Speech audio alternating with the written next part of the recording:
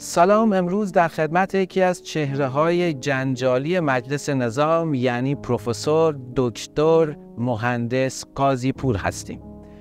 سوال اولم از شما اینه که آیا شما قبول دارید که مجلس نظام اینهو استبل میمونه؟ بله.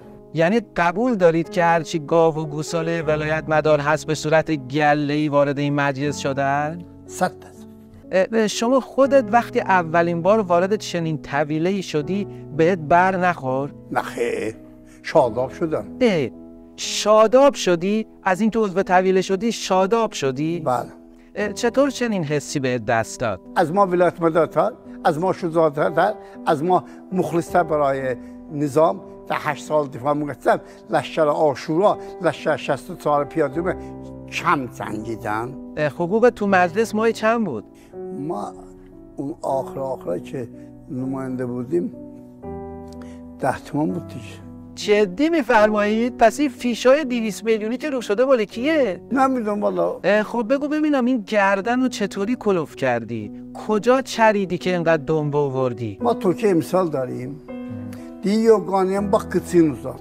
به لحافت نگاه کن، پات اتراز کن. ما میگیم اول درآمد، بعد هزینه، دخل، بعد خرج. خب سوال منم همینه دیگه، میگم این لحاف لامصب از کجا آوردی؟ این درآمد از کجا آوردی تو؟ دیروز که شما اینجا بودی، اینجا دیروز نیست، فردا هم اینجا نیست. زامکان عوض شده، کره عوض شده، به سو میره. کره زمین که دورش میچرخه، خودش دور خورشیدم میچرخه، کل منظومه میچرخه، حرکت به سوی نامونتاست. چرا پرت و پلا میگی؟ کره زمین چیه؟ کل منظومه چیه؟ بلش کن اصلا. رابطت با مقام عظما چطوریه؟ و از آقا را از اول دوستش داریم و دوست خواهیم داشت. بایدم دوستش داشته باشی. اینقدر داده لنگوندی پروار شدی، معلومه دوستش داری. حالا بگو ببینم خاطره هم ازش داری؟ رفتم پیش اون، دیدم خیلی گرده. اینجا شد گرفتم یه دالدی چشید. انبردست اینا انگشتار من. خب آره. بعد این یه دالدی زد، یه کول اینطور کرد، همه رو جمع کرد. فکرم 500 نفر جمع شدن با صداش. من رفتم نجه کولش گرفتم، فشار دادم، مثل مار میپیچید، صداها وحشت از خودش در می آورد. یه دفعه دم که سالن همه تحت شدم، آمدن اینجا ول شدم، فرار کردم. از سالن 3 در رفتم به سالن 8. یه تراکتور بود خیلی بزرگ بود، تو من اون تراکتور ندیده بودم. رفتم بالا تراکتور نشستم، کلاه گذاشتم تا بچه‌ها یکی یکی آمدن پای. یاشاسون تراکتور. ای خالی بند.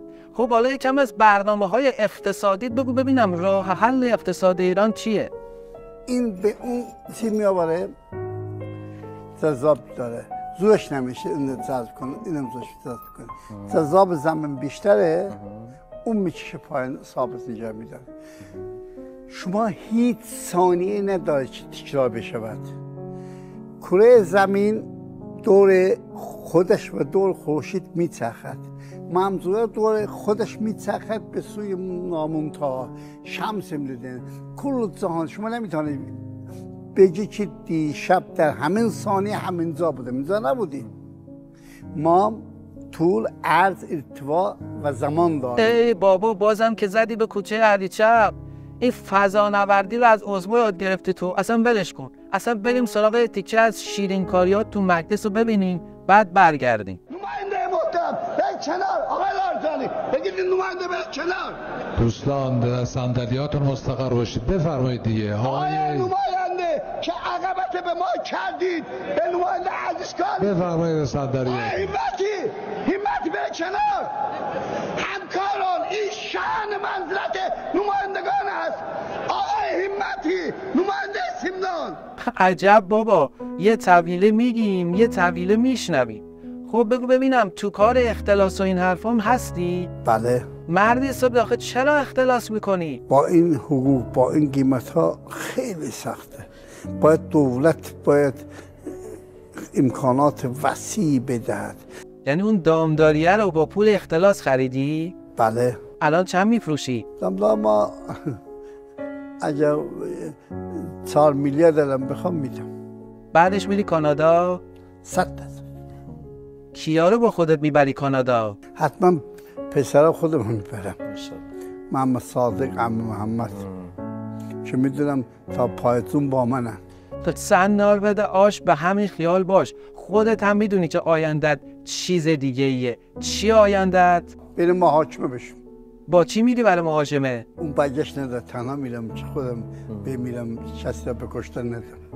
خب دیگه بس زیاد فک زدی، جمع کن برو همون جهنمی که ازش اومدی.